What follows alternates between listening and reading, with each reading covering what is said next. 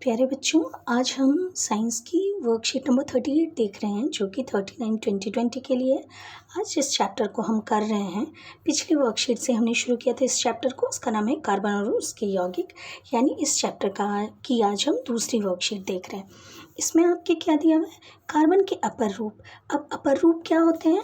तो अपर रूप वो किसी भी एक तत्व के वो विभिन्न रूप होते हैं जहाँ की उनके रासायनिक गुणधर्म तो क्या होते हैं? समान होते हैं, लेकिन उनका क्या होता है? भौतिक गुणधर्म क्या होता है? अलग होता है। इसको ऐसे समझो कि रासायनिक रूप से तो वो समान होते हैं, पर वो देखने में या उनकी और भी जो संरचना उनकी कैसी होगी, उनके बीच आबंधन कैसा होगा, वो क्या होता है? अलग अलग होता है। तो ऐसे पदार्थ को हम क्या कहते हैं? एक ही तत्व के विभिन्न ऐसे रूपों को हम क्या कहते हैं? अपर रूप कहते हैं। तो हम पढ़ेंगे इस वाली वर्कशीट में कि कार्बन के मुख्यतः 3 अपर रूप होते हैं। एक है ग्रेफाइट, दूसरा है हीरा और तीसरा है ये बकमिंस्टर फुलेरीन। अब हम तीनों के बारे में पढ़ने की कोशिश करेंगे बारी बारी से। तो सबसे पहले हम देखते हैं कि हीरा और ग्रेफाइट के बीच में क्या इनके भौतिक गुण किस तरीके से अलग अलग हैं। तो सबसे पहले हम देखते हैं क्या संरचना के आधार पर, यानी किस तरीके से वो बने हुए हैं। तो ग्रेफाइट जो है वो बना हुआ है कैसा? षटकोणीय है, यानी कि ग्रेफाइट के जो ये देखो यहाँ हम देखेंगे किस तरीके से ग्रेफाइट कैसे जुड़ा हुआ है? षटकोण, यानी कि 6 कोणों वाले ऐसे इस तरीके से हैं ग्रेफाइट जुड़े हुए। ठीक है। अब हीरा जो है वो क्या है? दृढ़ आयामी स्ट्रक्चर है, इसका की संरचना है, यानी कि हीरा जो है वो 3 डायमेंशनल स्ट्रक्चर बनाता है। ठीक है। उसके बाद इसका आबंधन, किस तरीके से इनका आबंधन है, किस तरीके से बॉन्ड्स बने हुए हैं। तो यहाँ ये कह रहा है कि ग्रेफाइट में एक कार्बन जो है वो क्या होता है? देखो यहाँ ध्यान से देखेंगे, एक कार्बन जो है 3 अन्य कार्बन परमाणुओं से जुड़ा हुआ होता है। इस तरीके से एक कार्बन है तो ये 3 अन्य कार्बन परमाणुओं से जुड़ा हुआ होगा, और इसमें क्या होगा? एक आबंध जो है वो द्विआबंध होता है। कोई सा भी इसमें से कोई सा भी एक आबंध द्विआबंध होता है। तो मान लो इसको हमने ले लिया कि ये द्विआबंध है। बॉन्ड तो इसके, क्योंकि ये चतुसंयोजकता शो करता है, तो इसके 4 आबंधन तो बन गए, लेकिन एक आबंधन क्या होगा? यहाँ पे द्विआबंधन होगा। इसमें एक आबंध जो है वो द्विआबंध होगा। लेकिन यहाँ जो हीरा है उसमें क्या दे रहा है कि यहाँ एक कार्बन परमाणु जो होते हैं हीरा के, उसमें वो क्या होते हैं? 4 कार्बन से जुड़े हुए होते हैं। इस तरीके से 4 और कार्बन से जुड़े हुए होते हैं। ठीक है। उसके बाद है रूप के आधार पर हम इसको देख रहे हैं, इस वाले पॉइंट को, जो हमारा थर्ड पॉइंट है, हम उस पॉइंट को देख रहे हैं, रूप को देख रहे हैं। तो ये कैसा है? ग्रेफाइट कैसा है? चिकना तथा फिसलन होती है, इसमें चिकना होता है। आप ग्रेफाइट को अच्छे से जानते हैं, आपकी पेंसिल की लीड जो होती है वो ग्रेफाइट की ही बनी हुई होती है। लेकिन हीरा जो है वो क्या है? कठोरतम पदार्थ है, अब तक का सबसे ज़्यादा कठोर पदार्थ है ये। चालकता का मतलब है कि क्या विद्युत धारा इससे प्रवाहित होगी? तो हाँ, क्योंकि ग्रेफाइट में क्या होते हैं? मुक्त इलेक्ट्रॉन होते हैं, यानी कि इलेक्ट्रॉन्स इसमें आबंध नहीं बना हुआ होता इलेक्ट्रॉन के बीच में, कुछ इलेक्ट्रॉन्स के बीच में, इसीलिए सुचालक की तरह व्यवहार करते हैं, जबकि हीरा जो है वो कुचालक की तरह व्यवहार करता है। उसके बाद उपयोगिता है, हम कहाँ कहाँ उपयोग कर सकते हैं इसको? तो इसको हम ग्रेफाइट का इस्तेमाल कर सकते हैं किस तरीके से? स्नेहक या पेंसिल की लेड के लिए। और हीरा किस में इस्तेमाल होता है? आभूषण में, आप जानते ही हैं। और काटने के उपकरण में, जैसे कि शीशे को काटना हो, ग्लास कटर के रूप में भी हम आर्टिफिशियल जो डायमंड है उसको लगाकर ग्लास कटर के रूप में इस्तेमाल करते हैं। देखो यहाँ जो शब्द है स्नेहक, या आपने 8th क्लास में भी पढ़ा हुआ है। स्नेहक यानी कि लुब्रिकेंट। 2 मशीन जब फैक्ट्रीज होती है, वहाँ जब मशीन काम कर रहे होते हैं तो आपस में रगड़ खाने से बहुत ज़्यादा ऊर्जा उत्पन्न होती है, हीट एनर्जी उत्पन्न होती है, और हमारा मशीन जल्दी गर्म हो जाता है। इसलिए कई बार हम जो मशीन होती है उनके बीच में ग्रेफाइट के पाउडर डालते हैं ताकि मशीन आपस में रगड़ ना खाए, तो उसी को हम कहते हैं स्नेहक। तो ग्रेफाइट कैसा है? स्नेहक की तरह इस्तेमाल होता है। ठीक है। अब हमने इन तीनों की संरचना, अब देखो बारी बारी से देखो, ये है हीरे की संरचना। यहाँ जो आप देख रहे हैं ये रेड कलर का, ये सब क्या है? कार्बन परमाणुओं को दर्शाया गया है। तो यहाँ देखो, इसी को देखो, ये एक कार्बन परमाणु, देखो 1 2 3 4 कार्बन और दूसरे 4 कार्बन परमाणुओं से जुड़ा हुआ है। ये है हीरे की संरचना। अब यहाँ ग्रेफाइट में भी आपको बताया था ये षटकोणीय होते हैं और शीट की तरह होते हैं। देखो ये पूरी एक शीट है, एक बार और अच्छे से देखो, ये पूरी एक शीट है, फिर ये देखो दूसरी शीट है। तो इस तरीके से जो ग्रेफाइट के परमाणु होते हैं, षटकोणीय जो संरचना होती है वो शीट के रूप में एक दूसरे के ऊपर व्यवस्थित होती है। उसके बाद आपके यहाँ दिया हुआ है क्या, ये देखो ये बकमिंस्टर फुलरीन है।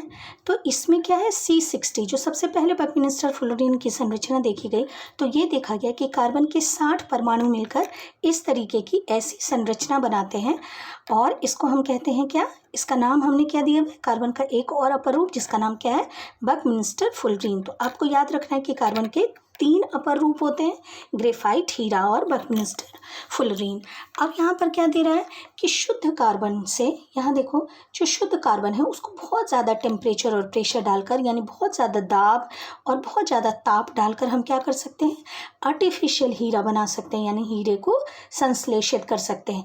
लेकिन ये जो नेचुरली जो प्राकृतिक रूप से हीरे बनते हैं वैसे कैसे, उससे ये कैसे अलग है, तो ये जो संश्लिष्ट हीरे होते हैं यानी जो आर्टिफिशियल हीरे होते हैं, ये हीरे किससे, आकार में छोटे होते हैं, प्राकृतिक हीरे से ये आकार में छोटे होते हैं।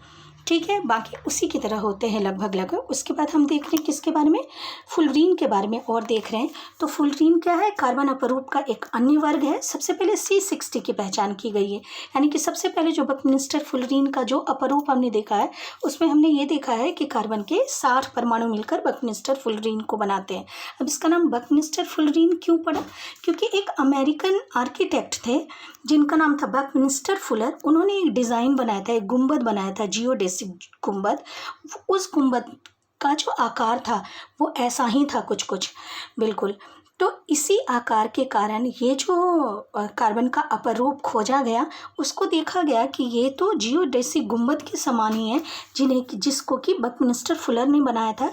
इसीलिए इस अपरूप का नाम क्या पड़ गया, बकमिंस्टर फुलरीन पड़ गया। ठीक है, आओ अब इधर हम देखते हैं कि कार्बन की सर्वोत्मुखी प्रकृति क्या है।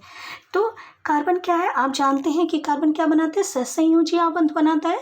और सहसंयोजी आबंध बनाने के कारण कार्बन बड़ी संख्या में क्या करता है, और यौगिक बनाने के कार्बन के बहुत सारे यौगिक होते हैं जो कि कार्बन बना सकता है। तो सबसे पहले अगर हमारा ये क्वेश्चन बहुत इंपॉर्टेंट है, बार बार पूछता है कि कार्बन की सर्वोत्मुखी प्रकृति कैसे होती है, क्या होती है, तो आपको क्या लिखना है, सबसे पहले कार्बन की सर्वोत्मुखी प्रकृति, यानी कार्बन इतने सारे विभिन्न तरह के यौगिक कैसे बना सकता है।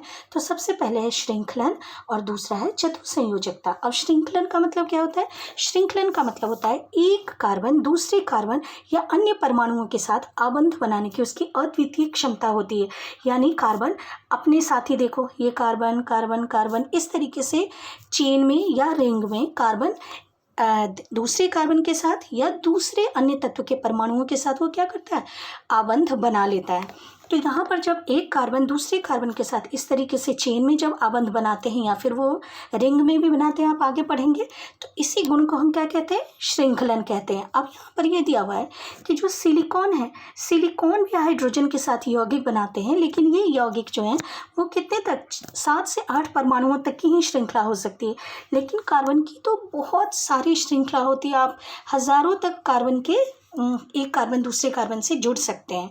ठीक है, अब ये हो गया। और दूसरा यहाँ पे इसी श्रृंखलन में क्या दिया हुआ है कि कार्बन कार्बन का जो आबंध होता है, उनके बीच जो आबंध बना हुआ होता है वह आबंध अत्यधिक प्रबल होता है, यानी कि स्ट्रॉन्ग होता है, ये आबंध स्थायी होता है।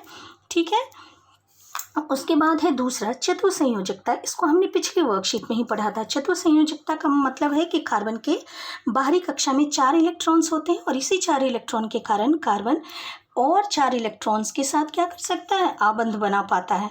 तो वो अन्य परमाणु दूसरे तत्व के परमाणु हो सकते हैं जैसे ऑक्सीजन, हाइड्रोजन, नाइट्रोजन, इनके साथ वो आबंधन बनाने की क्षमता होती है कार्बन की। अब ये जो चतुसंयोजकता है, ये जो आबंध बना हुआ होता है कार्बन का, वो क्या होता है, वो बहुत ज़्यादा स्ट्रॉन्ग होता है। स्ट्रॉन्ग यानी कि बहुत ज़्यादा प्रबल होता है। प्रबल क्यों है, क्योंकि कार्बन का आकार छोटा है। अगर कार्बन का आकार बड़ा होता तो बड़ा होने के कारण ये जो आबंध है इनके बीच सहसंयोजी आबंध, ये इतने प्रबल नहीं होते जितने कि कार्बन के छोटे आकार के कारण जो इसके बीच में संयोजकता होती है दूसरे परमाणुओं के साथ, वहाँ जो आवंत बनता है वो आवंत क्या होते हैं, इसके बहुत स्ट्रांग होते हैं। ठीक है, आओ हम क्वेश्चंस को देखने की कोशिश करते हैं। सबसे पहला है, कार्बन सर्वोत्मुखी प्रकृति क्यों दर्शाता है। तो अभी हमने देखा कि कार्बन की सर्वोत्मुखी प्रकृति किसके कारण है, तो कार्बन की सर्वोत्मुखी प्रकृति है श्रृंखलन और चतुसंयोजकता के कारण। श्रृंखलन का मतलब है एक कार्बन का दूसरे कार्बन के साथ श्रृंखला का बनाना, और इसी गुण को हम क्या कहते हैं, श्रृंखलन कहते हैं। ठीक, उसके बाद दूसरा आप जानते हैं चतुसंयोजकता, यानी कि कार्बन के जो 4 संयोजी इलेक्ट्रॉन्स होते हैं उसके कारण कार्बन अन्य चार परमाणुओं जैसे ऑक्सीजन, हाइड्रोजन, नाइट्रोजन इत्यादि के साथ आवंत बना सकते हैं। उसके बाद दूसरा क्वेश्चन है, कार्बन के परमाणु अधिक संख्या में यौगिक क्यों बनाते हैं। तो कार्बन के परमाणु अधिक संख्या में क्यों यौगिक बनाते हैं, क्यों, क्योंकि इनके बीच क्या होता है, इनके बीच जो इनका सहसंयोजी बंध की प्रकृति जो होती है यही कार्बन में बड़ी संख्या में यौगिक बनाने की क्षमता उसे प्रदान करती है। थर्ड क्वेश्चन है इसका, फ्लोरीन में कार्बन परमाणुओं की न्यूनतम संख्या एवं उसका आकार बताइए। तो आकार मैं पहले बताना भूल गई थी आपको। तो यहाँ फ्लोरीन में कार्बन की न्यूनतम संख्या क्या होती है, कार्बन के परमाणुओं की न्यूनतम संख्या कितनी होती है, 60, और इसका आकार कैसा होता है, फुटबॉल की तरह होता है। आप देखेंगे कि इसके फुटबॉल के आकार में, यहाँ देखो ध्यान से, इसके फुटबॉल के आकार में आप देखोगे कि कुछ पंचभुज होते हैं, यानी इस तरीके से 5 भुजाओं वाले, ऐसे 5 भुजाओं वाले होते हैं, और कुछ षटकोण होते हैं ऐसे।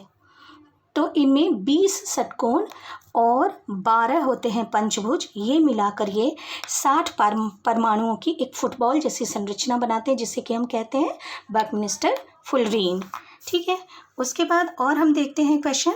फोर्थ क्वेश्चन कह रहा है, एक बच्चा दोनों ओर से पेंसिल छीलकर बैटरी के दोनों टर्मिनलों से जोड़ देता है, क्या परिपथ में विद्युत धारा प्रवाहित होगी, करेगी, कारण बताइए। तो आप जानते हैं कि जो कार्बन है वो क्या होता है, अभी हमने पढ़ा था कि कार्बन का जो अपर रूप है ग्रेफाइट, वो क्या होता है, विद्युत का क्या होता है, सुचालक होता है। अब विद्युत का सुचालक है, तो जब ये हमारी पेंसिल है, इसको दोनों तरफ से उसने छील दिया है और उसने क्या किया, ऐसे सर्किट बना दिया है। यहाँ मान लो कि बैटरी लगा दी है उसने, यहाँ मान लो बल्ब लगा दिया है उसने, स्विच मान लो यहाँ स्विच है, जैसे स्विच ऑन करेंगे हम तो हमारा बल्ब क्या होगा, ग्लो करना शुरू हो जाएगा। क्यों ग्लो करना शुरू हो जाएगा, क्योंकि पेंसिल जो है वो क्या है, सुचालक है।